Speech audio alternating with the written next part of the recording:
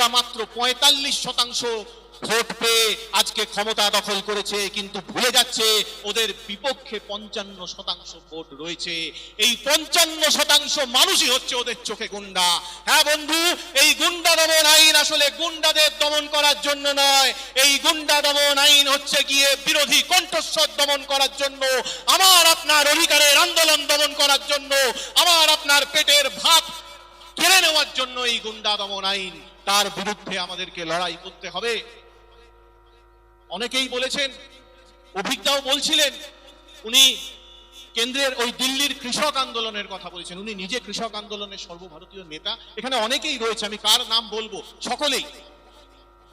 আমার মনে পড়ে যাচ্ছে যেদিন ধর্মেন্দ্র প্রধান ইস্তফা দিয়েছিল, আমাকে আমার এক বন্ধু তীর্থঙ্কর এসেছে শালকিয়া থেকে, একটা মেসেজ করেছিল। মেসেজটা ছিল এইটাই যে ঝুঁকনা সভি কো হ্যায় লেকিন ঝুকানে ওয়ালা চাহিয়ে। অভিজ্ঞতাও বলে গিয়েছিলেন ওই দিল্লির কৃষক আন্দোলনের কিষানরা ওই অত্যাচারী স্বৈরাচারী সরকারকে ঝুঁকিয়েছিল, আর আবার আজকে এই আমার আপনার মতো যারা উইপোকা, যারা আরশোলা, ওই সাধারণ মানুষরা এদেরকে ঝুঁকতে বাধ্য করেছে। তাই আপনাদেরকে বলছি, আমাদেরকে ঐক্যবদ্ধ হতে হবে। এটাই একমাত্র আমাদের রাস্তা, এটাই সময় এখন ঐক্যবদ্ধ হওয়ার, পথে নামার, আন্দোলন করার। কারণ ঝোঁকাতে হবে, ঝোঁকাতে হবে। মনে রাখবেন, সেই সত্যজিৎ রায় তার হীরক রাজার দেশেতে একটা ছড়া ছিল, অনাচার করো যদি রাজা তবে ছাড়ো গদি, যারা তার ধামাধারী তাদেরও বিপদ ভারী। আজকে রাজা অনাচার করছে, সেই রাজাকে আমরা দড়ি ধরে টান মারবো, রাজা খান খান হবে।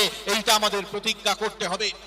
সেই গল্পটা মনে পড়ে যাচ্ছে, একটা জঙ্গলে ১০০টা শুয়োর ছিল, একটা বাঘ এসে প্রতিদিন একটা করে শুয়োরকে মেরে খেয়ে চলে যেত। প্রত্যেকে মনে করতে ওকে তো মারছে, আমাকে কি হয়েছে, আমার কোনো অসুবিধা নেই। ১০০তম দিনেতে গিয়ে একটা শুয়োর পড়ে রয়েছে। সে তখন মনে করছে যে আরে প্রথম দিন যদি আমরা সবাই মিলে ১০০ জন মিলে এই বাঘটাকে আটকাতাম, তাহলে বাঘটা সেখানে ভয় পেয়ে পালিয়ে যেত। বন্ধু, আপনাদের কথা দিয়ে যাচ্ছি, এখানে হকার সংগ্রাম সমিতি থেকে শুরু করে সমস্ত গণসংগঠনের পক্ষ থেকে, আমি আমার বেঙ্গল ভলেন্টিয়ার্সের পক্ষ থেকে বলে যেতে চাই যে আমরা মানুষ, আমরা ওই শুয়োর নই। আর এই শুয়োরের খোয়ারকে উৎখাত করব, তবেই আমরা নিজেদের মনুষ্যত্বকে প্রমাণ করতে পারবো। কিসের পার্থক্য রয়েছে আপনাদের? শুধু ওই রিলায়েন্স ট্রেন্ডসের ওই কাঁচের দরজা ঠেলে ঢুকে একটা জামা কিনতে গেলে সেটার দাম পড়বে ৫,০০০ টাকা, আর আপনি ফুটপাতে বসে বিক্রি করছেন বলে আপনি হয়তো ২৫০ টাকা দাম বলবেন, তাও দরাদরি করে ২০০ টাকা ২২০ টাকায় সেই জিনিসটা আপনি বিক্রি করে দেবেন। আপনার কি শুধু এইটুকুই অপরাধ? যদি অপরাধ হয়ে থাকে, তাহলে দেশের এই কোটি কোটি মানুষের পেটের ভাত কেড়ে নিচ্ছে যারা, তারা করছে অপরাধ। তাদের বিরুদ্ধে আমাদের প্রকৃত অর্থে গণ আন্দোলন করতে হবে।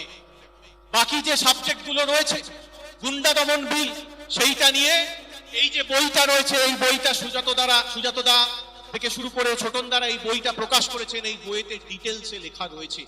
আমি একজন সাধারণ মানুষ হিসাবে এর সম্বন্ধে বিস্তারিত বলাটা বাতুলতা মাত্র, কিন্তু তবুও বলতে হয় যে গুন্ডা কারা।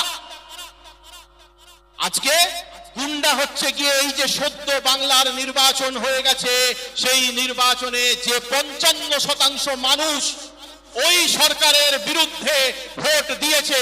এর জন্য কথা বলবো না, जो पीछे है ना हम उसके लिए बात करेंगे, जिसको शक्तिमानदा रोक रहा है कि भाई क्या हो रहा है इधर। और मैं हिंदी में ही बात करूंगा आप लोगों के लिए, क्योंकि मेरे सामने जो बैठे हैं ना, उन लोगों को एग्जैक्टली पता है सब कुछ पता है मैं कौन हूं, कहां हूं।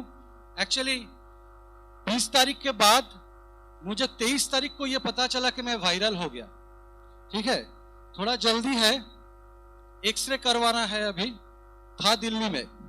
ठीक है, विप्लवदा को दूर से देखा लेकिन मिलने का चांस नहीं मिला।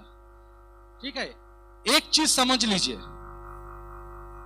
मेरे सामने जो जो बैठे हैं, जो जो खड़े हैं, यहां जो जो है, पीछे जो जो है, सब कॉकरोच हैं, सब कॉकरोच हैं, सब प्रत्येक आरशोला। हमरा आप बोलेंगे कि ये तो स्टूडेंट मूवमेंट था, ठीक है, एक मसलन एक बात करते हैं। তো লাস্ট এই যে শুক্রবার বলেছে না শুভেন্দু অধিকারী, শুক্রবারীদেরকে দেখা গেছে। তো লাস্ট শুক্রবারের মিছিলেও আমি গেছিলাম। তো শুক্রবারে যে মিছিলটা শিয়ালদা থেকে গেল না, ওই মিছিলে শুধু স্টুডেন্ট ছিল না, ওই মিছিলে হকাররা ছিল, যাদের দোকান উড়িয়ে দেওয়া হয়েছে। आप लोग को फैसिज्म नहीं समझने की जरूरत है, बुलडोजर समझते हैं तो जो आपका हक छीनेगा वही फाशिस्ट है, ये क्लियर कीजिए, इससे ज्यादा जानने की जरूरत नहीं है। और आखिरी बात, ऐसा जो आज जो सिनेरियो है ना, इस सिनेरियो में एक चीज सिर्फ दिमाग में रख के चलिए, जोड़ना है। अगर जोड़ पाएंगे तो तोड़ पाएंगे।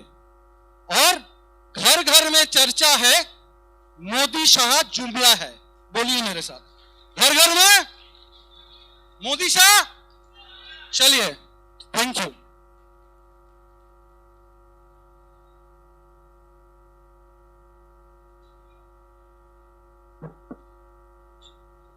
এবার বক্তব্য রাখছেন রাজীব কান্তি রায়। সময় প্রায় অতিক্রান্ত, একেবারে শেষ পাতে দু চারটে কথা বলতে চাই।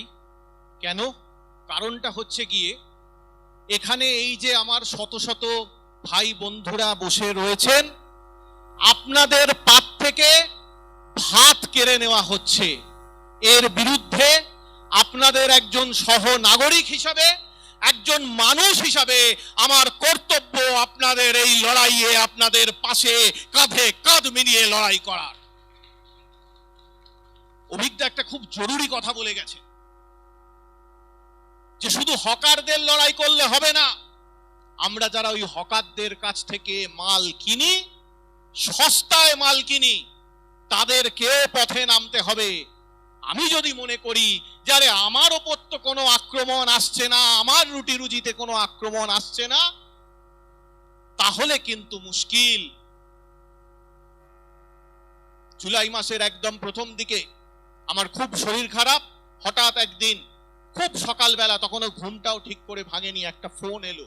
বান্টি এখানে বসে রয়েছে, আমাকে ফোন করলো। কোথায় গেল বান্টি?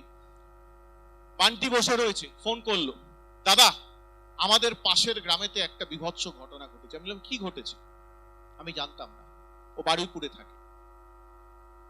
সেদিন রাত্রিবেলা আমরা কয়েকজন মিলে, তার মধ্যে সৌরভও রয়েছে, আমরা কয়েকদিন সেই ঘটনা যেদিন ঘটেছে সেই দিনও গিয়েছিলাম।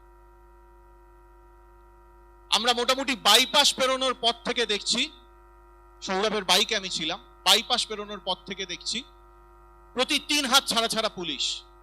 ওই গ্রামের মধ্যে ঠিক সেই দিন গ্রামবাসীদের কথা অনুযায়ী বলছে কম করে হলে 3000 পুলিশ মোতায়েন করা হয়েছে। 3000 কেন? কি চাপা দেওয়ার জন্য? কি ধামা চাপা দেওয়ার জন্য? কেন এত ভয় কিসের?